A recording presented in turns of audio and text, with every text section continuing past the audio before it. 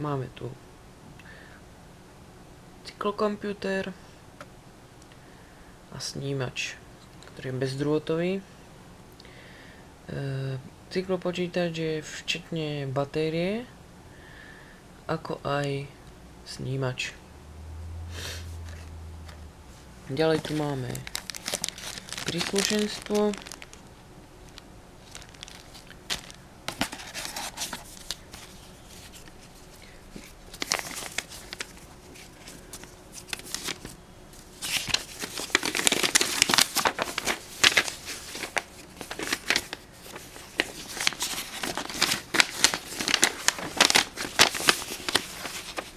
Dôležité upozornenie.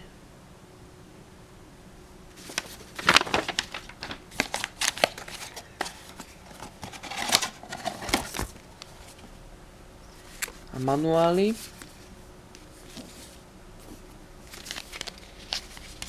Tie sú až v 12 jazykoch. Medzi ne patrí napríklad český, poľský, maďarský, taliansky, španielsky, samozrejme angličtina, nemčina, francúzština.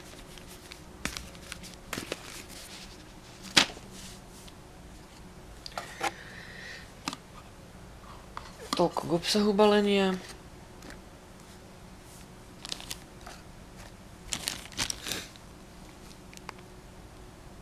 Príslušenstvo. Takže príslušenstvo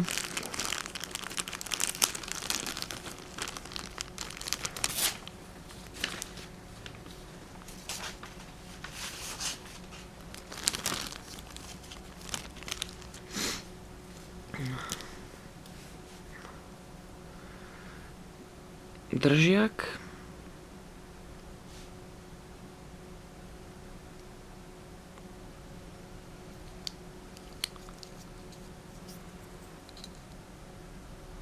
nastaviteľný držiak pre cyklokomputer, dá sa použiť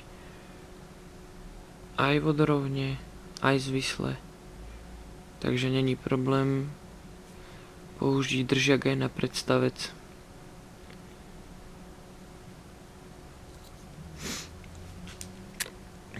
Ďalej tu máme magnet,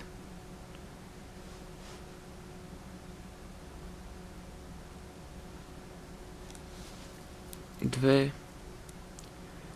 upevňovacie pásky, gumovú podložku na snímač, konkrétne takto. Upevňovacie pásky potom idú sem a sem.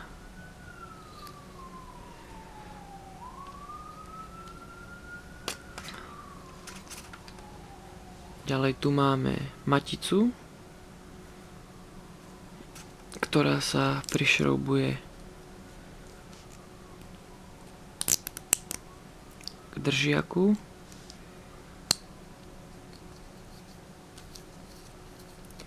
Nejak takto. A nakoniec tu máme gumenú z jednej strany lepivú podložku pod držiak.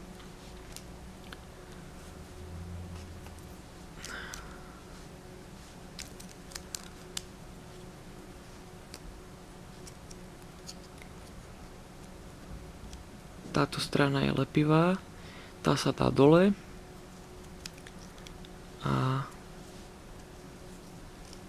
aby sa držiak nešmýkal, tak nejak takto by bol na riaditkách upevnený, aby sa nešmýkal. Toľko príslušenstvo. Takže máme tu ďalej snímač, bezdrôtový, napájaný jednou 3V lítiovou batériou konkrétne model CR2032. Ďalej tu máme tlačítko Reset, ktoré sa používa pri spárovaní alebo teda zo synchronizovaní s cyklopočítačom.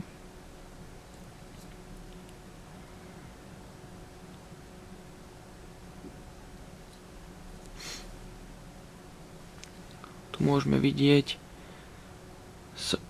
sensor zone, takže tadiaľ to musí prechádzať magnet. V príručke v manuále píšu, že to má byť 5 mm a menej, takže ale ja si myslím, že to zachytí aj viac ako 5 mm. Takže ďalej tu máme samotný cyklopočítač Cathay Adventure. Prenos je digitálny,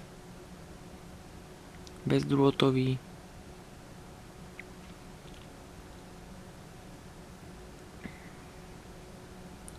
Batéria je rovnaká ako v snímači CR2032, 3V litiová. Ďalej sa tu nachádzajú 3 tlačítka, jedno skryté, jedno menu a mode tlačítko. Taktiež je tu senzor barometrický na určovanie výšky, sklonomeru a teploty. Boky by mali byť z lešteného hliníka. Na dotyk je to pomerne chladné oproti dotyku umelej hmoty a aj zvuk, ktorý vydáva, je podobný hliníku, teda nejakému kovu. Vpredu máme v podstate len jedno tlačítko, ktoré samo o sebe nefunguje.